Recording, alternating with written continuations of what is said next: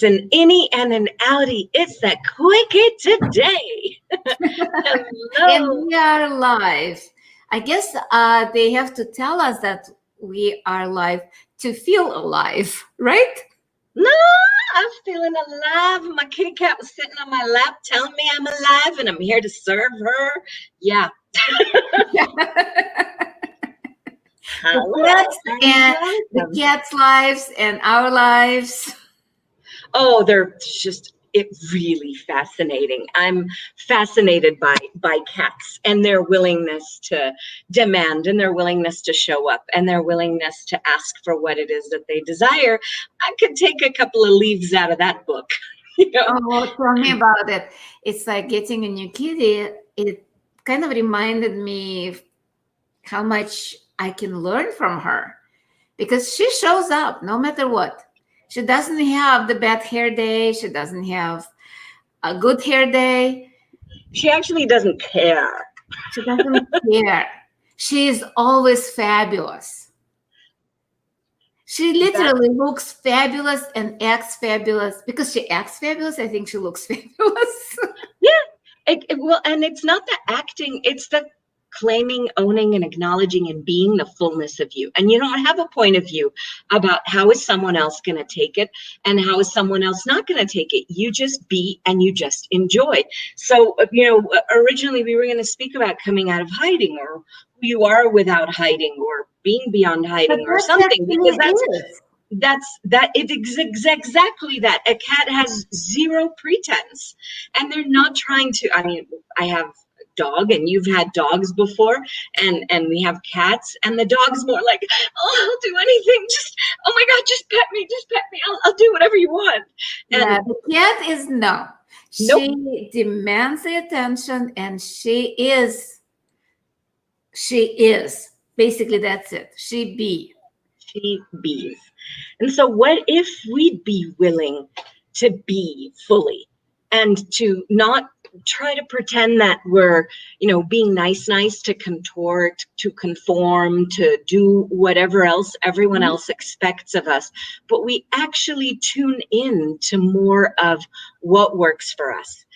There's such a gift in watching cats and in recognizing that they do things to include themselves in every moment. I mean, living for anybody else just does not work for them. It does not compute at all.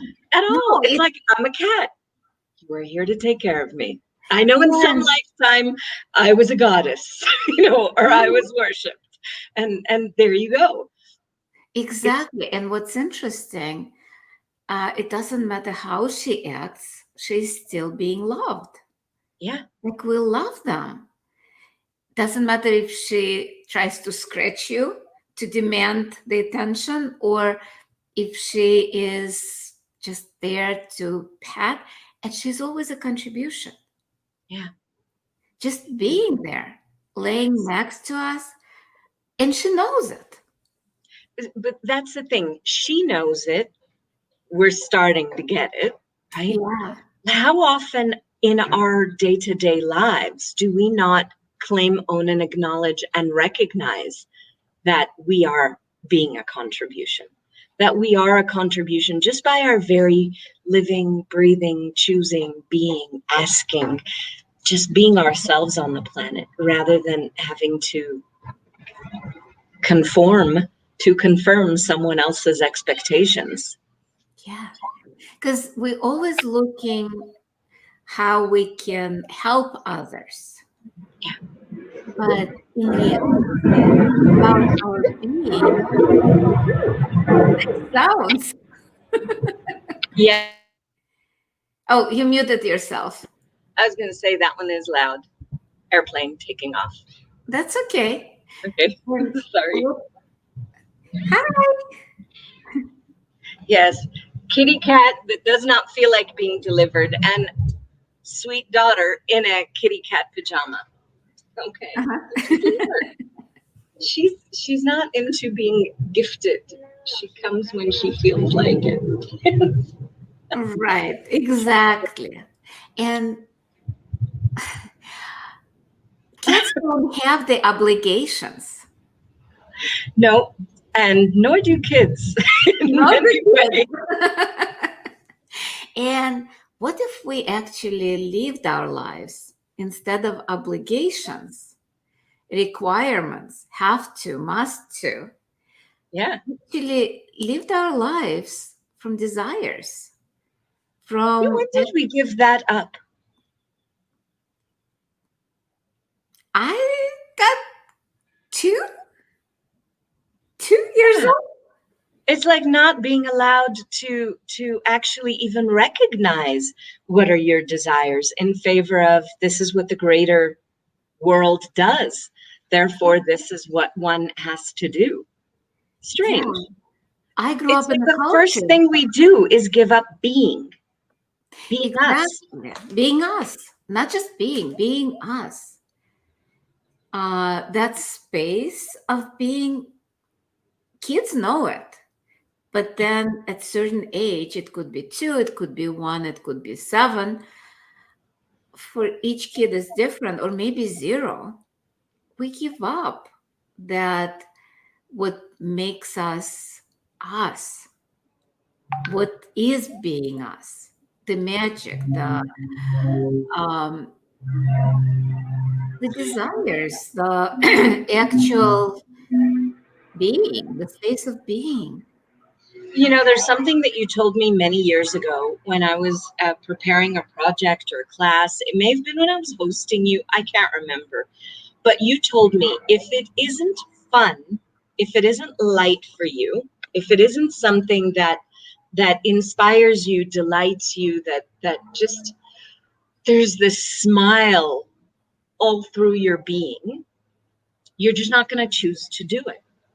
And Yeah. that's it. You're just not going to choose to do it. And I was still functioning at that time from, but I have to. But this is the next step to be able to have this thing that I would like to have. I have to push myself through this, and this, and this. But the thing is, when something is truly you, when you're delighted, you're engaged, you're in that mm, aliveness, that joy. Nothing is oh, I have to do. It becomes this joy of being truly with every step that you take. And it's such an entirely different way of living when you're honoring you, when you're including you, when you're respecting that you know what you know. Yeah, it's about honoring who and what we are instead of, it's not even honoring other people because it's not honoring them either. Right. It's about giving up ourselves for others. Yeah. Stopping to give ourselves up for others. Yeah, it's actually not, I heard you say stomping. No, stopping. That is actually But yes, it stomping. feels like that. You'd be stomping yourself Yeah, because under I other. know what you said, and it's like the energy was like stomping yourself. Yeah, It's literally, you literally making undo ourselves yourself. small and flatten as a pancake in order to please other people. And a lot of times, what I found, I guess wisdom comes with a few years being on this planet, Or not. or I've not. learned so much from, a cat that's been here far less than me, or my kids who are far younger than I am. I've learned so much, when I'm actually willing to listen to them and not try to, smush them or stomp them into being miniature version of me, or what I think is correct. There's so much that I can learn about the world through their way of looking at it. And my kids in access classes, my daughter was, I think, 4, and my son was 9 when they began going to access classes. And they said, "You old people are so boring. You're so boring. It takes you so long, and you keep repeating the same thing over and over." So I'm not sure if wisdom comes with years on the planet. Right. Yeah. So I take it back, and yet I realized that a lot of times when I smooshed myself, squished myself, flattened myself for other people, they didn't, not only did they not needed that, not only they didn't desire it, they kind of like looked at it as like, why did you do that? It's Yeah. like, I didn't ask for it. Right. Well, how much of it is not actually what they'd like, but what we've determined or we've assumed that they'd like. And so we try to be so good to get their, stamp of approval on our forehead. We try to be so good that we'll jump into what we think would be the thing that pleases them. But it's actually quite the opposite, because they like us for who we were without trying to cut pieces and bits and whatever else of ourselves off in order to please them. They liked us the way we were before we predetermined what it is that they're going to require. Right. And it's interesting how that all part of the judgment process, and hiding and putting the barriers up. So when we have the barriers up, we cannot even hear what the other person desires. Yeah. So this 6-week session or whatever, the kids at my daughter's school are learning about social conformity, which is fascinating because I noticed, we had spoken about it so much yesterday around the table, and she had shown us videos about it. So the word conform and confirm kind of popped into this conversation earlier, I realized. But she showed a video, and whenever I remember, I can post a link to it, or people can look, social conforming experiment, this dentist office. And they have these actors there, that are told to get up, to stand up in the waiting room every time that a buzzer rings, like this bell rings, and they all stand up. And she's new there, and she's just sitting there going, what the heck? And the little sound, the bell rings, and the rest of them get up. And so after 2 or 3 times, she starts getting up. And, once they go in, because they're being called in, so there's less and less. She's the only one there. There's no more peer pressure. And still, the bell ding-dongs, and the woman gets up. And the bell ding-dongs, and the woman gets up. And new people come in, and this is a set-up experiment. And now she's the one who's enforcing this concept of this has to be done. And there's nobody there to obligate her.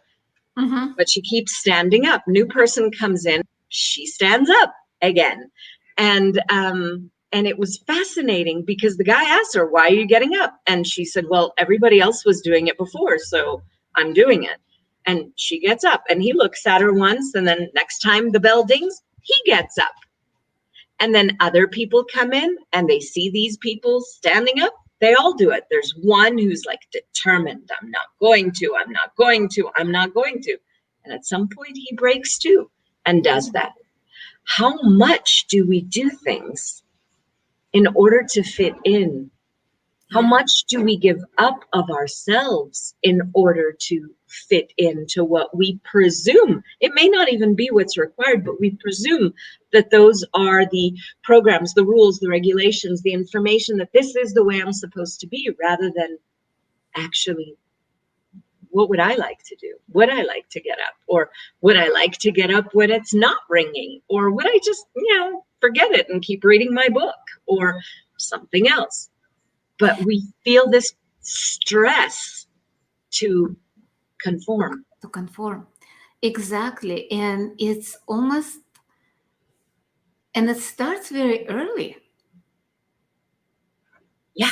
So is it innate feeling of just being like everybody else to fit in, or has it been learned through that bow? Like little Pavlov's dogs. Exactly. Wow. Fascinating, because a lot of things are reflex, and reflex is pretty much automatic. You don't even think anymore. So how much of our boundaries, barriers, and even behavior is part of that reflex of conforming to the bow? Wow. And how much are we constantly being trained to do all of that that's expected of us? Yeah, it Wow. sounds like a program like that. AI. Artificial intelligence, for anyone who doesn't realize AI. But yes, that And the dark side of the moon that Dana's outside, yeah, the like the Space Odyssey 2001 or anything else. It's like someone outside of us, and it's kind of this is the way it's done. Even cultures. Okay, for example, people will talk about telenovelas. I'm in Guatemala, and so there's a lot of like Mexican telenovelas or all sorts of things about, oh, Dios mío, or we're Jewish, and so how many other things are culturally and the Jewish is actually yeah, well, it's like oi. It's a little bit different. We just watched Borat too. There's a lot of different in general, but I love Borat and Sacha Baron Cohen. So yeah, sixth sense of humor in this family. But the thing is, how many cultures are those kind of outside external conditions that we've agreed upon that create that culture? Mm-hmm. These programs, if you want to call it that, or just, people happen to agree on points of view, and then they uphold those. And if you don't live according to those points of view, then you don't belong. You're ostracized. You're literally excluded And expelled. And expelled because if you think of ancient societies, if you didn't conform, especially like in the caves, if you were different, a lot of time they just kick you out. And then, it's up to you. Yeah, people die. They've been eating like the animals will eat them, or they'll just die of hunger because they cannot be part of the society. Yeah. So is it part of our survival instinct that we have to hide who we are and hide our innermost desires? Or maybe we've just been so well trained because nobody's locking us out of a cave. We certainly can, at least flip burgers in McDonald's, or, I could be a really good maid somewhere. I like a clean house, there's the world's oldest professions. There are so many different things. And this is just, I'm sure that if we sat down and started to write, what is it that I could do? What is it that I could do? If I were just on my own, there are so many different things that we could come up with. We live in a world of infinite possibilities. So there's so much available. The thing is, we're not going to be tossed in the street and starve, or locked out of the cave and somebody rolls the boulder in and that's it. You're excluded, you're out. So it's not a survival thing like that anymore. It's not. It's actually reminds me in the movies. Yes, I love you in the movies. Have you seen the Schitt's Creek? This is like a show on TV. It's on Netflix. And I've been up Schitt's Creek before, but maybe not like that one. Not that one. And it's hilarious. I love that show. And the premise of that show is a family who's been extremely wealthy. He owned multiple, I think, stores or something like that. And she is a famous actress and all of that. And suddenly they lose everything. And they end up in that tiny little town, Schitt's Creek. And not only do they survive, but they're starting to thrive. So they find themselves different occupation. But when you're thrown out of the environment that you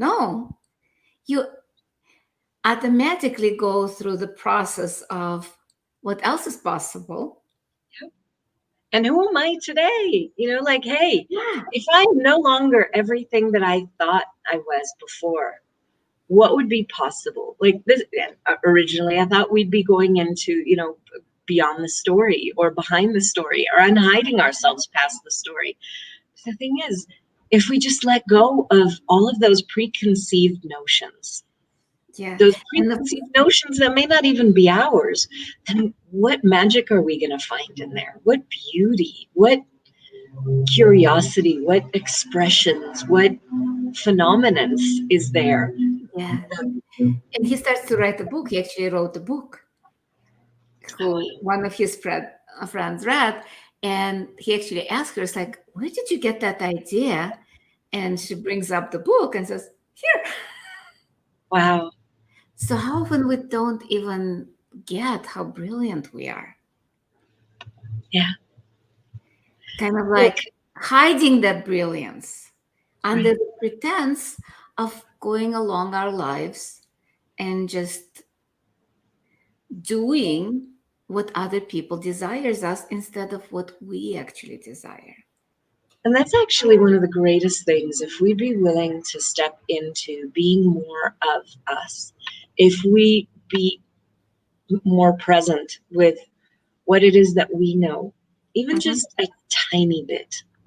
Because I do get it's confronting sometimes when we've been hiding it from ourselves, particularly. But when we begin acknowledging the difference that we be, the gift that we be, even the similarity that we be. It's not all about, I have to have the purple mohawk and I have to prove that I'm different. No, it's the unique gift that you be. That is such an amazing gift in the world. And when we're willing to be and do that, everything changes. When we're willing to be and do that, everything changes, not just for us, but for the rest of the world, because the rest of the world is able to choose more for themselves when they see us choose more for ourselves. Yeah. And it might not even look different. It just feels different. Yeah. Because it's more about internal changes than external changes. Yep. Yeah. Wow. Yeah. I love this. Thank you. It. Thank you so much. I love our conversations. Me too. I don't think we're meeting on Thursday because you're. We are. Oh, good. Because you are flying. You're flying and you're having. I'm flying tomorrow to Dallas, and the class doesn't start till Friday. The body class. Yeah, it's starting Friday, Saturday, Sunday. The 3-day body class. I'm excited. Oh, actually, in the evening, I'm doing little intro, creating abundance with ease for $10. Fantastic. I like that. Yeah. So Thursday morning, we're still meeting, but this time it will be from Dallas. I wouldn't have my big microphone. No, that's okay. And my light source. That's all right. You are a light source. And what would it take for more of us to recognize that we're sources for possibilities on this planet when we're willing to be us? Exactly. What else is possible now? Yep. That we are actually choosing more for ourselves and letting go of the points of view that limits us. That's right. Thank you. As always, we're going to cut it short today because we've got 2 back-to-back Zooms that we are hopping off to. But thank you, everybody who's watching it now and in the future. And whatever contribution we can be, whatever contribution Access can be, check it out. They're amazing tools to allow you to embrace and to enjoy being all of you. And we'll see you Thursday. Same time, same place. Bye.